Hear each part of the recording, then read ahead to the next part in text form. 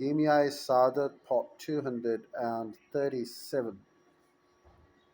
اس واسطے کہ سب احتیاطیں سے فقیری اور محتاجی کے سوا اور کچھ نہ پیدا ہوگا۔ جس محتاجی اور فقیری کے سبب سے ہمیشہ کی بادشاہی حائل ہو، اس فقیری کو آدمی جھیل سکتا ہے، اس لیے کہ دنیا میں مال و دولت یا ملوک سلطنت ملنے کی امید موہوم پر سفر کی بڑی بڑی بے سامانی اور رنج مذلت پر لوگ صبر کرتے ہیں، حالانکہ اگر موت آ جائے تو وہ سب کیا دھرا برباد ہو جائے۔ اگر کوئی شخص آخرت کی بادشاہی کے واسطے وہ کام اوروں کے واسطے بھی پسند نہ کرے جو اپنے لیے پسند نہیں کرتا، تو کچھ ایسا برا کام نہیں۔ واللہ عالم۔ اس وقت ہم اصل چہارم میں آ گئے ہیں، جس کا ذکر مصنف نے ابھی تھوڑی دیر پہلے کہا ہے، اور یہ مصنف نے بولیے یا اوریٹر بولیے، امام غزالی یہاں پر اوریٹر ہیں اور ان کے شاگردوں نے یہ تحریر لکھی ہے، اور یہاں پر ایک شخص نے اسے اردو میں ترجمہ کیا ہے جو کہ میں آپ کے سامنے پڑھ رہا ہوں۔ اب ہم اصل چہارم پر آ گئے ہیں، حلال و حرام کی شناخت۔ حلال و حرام کی شناخت۔ اے عزیز جان لے اس بات کو، جناب رسول مقبول صلی اللہ علیہ وسلم نے فرمایا، طلب الحلال فریضۃ علی کل مسلم و مسلمۃ۔ ترجمہ: رزق حلال کی تلاش ہر مسلمان مرد اور ہر مسلمان عورت پر فرض ہے، اور جب تک تو نہ جانے گا کہ کیا حلال ہے تب تک حلال کو طلب نہ کر سکے گا۔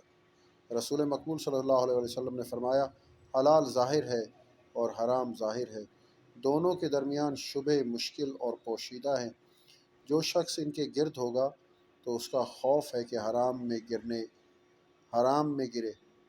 اے عزیز جان یوں کہ یہ برا علم ہے۔ کتاب احیاء العلوم میں اس کی ایسی تفصیل ہم نے لکھی ہے اور کتابوں میں نہ ملے گی، اور اس کتاب میں اس قدر ہم بیان کریں گے جس قدر عوام سمجھ سکیں گے، اور اس مطلب کو انشاءاللہ تعالی 4 ابواب میں ہم بیان کرتے ہیں۔ پہلا باب ہے طلب حلال کی فضیلت اور ثواب۔ اے عزیز جان لے کہ اللہ تعالیٰ ارشاد فرماتا ہے، بسم اللہ الرحمن الرحیم، یا ایھا الرسل کلوا من طیبات وعملوا صالحا۔ سورۃ المؤمنون پارہ 18 آیت نمبر 51۔ ترجمہ: اے رسولو، تم جو کچھ کھاؤ حلال اور پاک میں سے کھاؤ، اور جو کچھ کرو بندگی شائستہ کرو، اس واسطے کہ رسول مقبول صلی اللہ علیہ وسلم نے فرمایا، حلال طلب کرنا مسلمان پر فرض ہے، اور فرمایا کہ جو شخص 40 دن ایسی حلال روزی جسے کسی حرام کے ساتھ آمیزش نہ ہو کھاتا ہے، حق تعالیٰ اس کے دل کو پر نور فرماتا ہے اور حکمت کے چشمے اس کے دل سے جاری کرتا ہے۔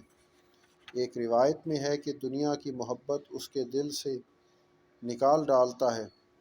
حضرت سعد رضی اللہ تعالیٰ عنہ جو صحابہ کرام میں سے تھے، انہوں نے عرض کی، یا رسول اللہ صلی اللہ علیہ وسلم، ایسی دعا فرمائیے جس بات کے واسطے میں دعا کروں میری دعا قبول ہی ہوا کرے۔